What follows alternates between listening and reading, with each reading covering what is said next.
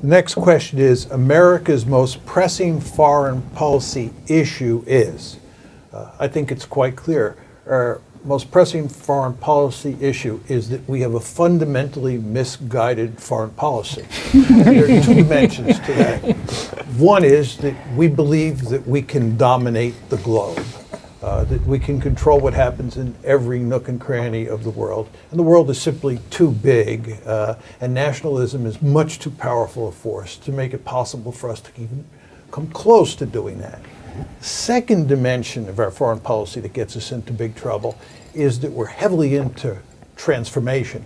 We believe that what we should do in the process of running the world is topple governments that are not liberal democracies and transform them into liberal democracies. This is a hopeless cause. There's a huge literature that makes it clear that promoting democracy around the world is extremely difficult to do, and doing it at the end of a rifle barrel is almost impossible. Remember, too, that most pressing doesn't necessarily mean most important. Probably most people would assume that the most pressing issues are the chaos in the Middle East, but arguably most important would be longer-term problems like the rise of China. So it's important to not conflate all these dimensions of significance. So I think John's initial description, pointing inward as opposed to pointing outward is really helpful and useful. I wonder if you would take this, to try to bundle it in a particular word. Would hubris be a helpful word?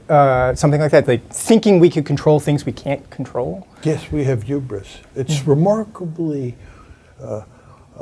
difficult to understand why we still continue to think that we can dominate the world and pursue the same foreign policy that we've been pursuing at least since 2001, when it has led to abject failure after abject failure. So it is hubris, but it's also a form of ignorance that's hard to understand. So the most pressing issue is in the places where people want to be very active, the most pressing issue is to hold back and do no harm.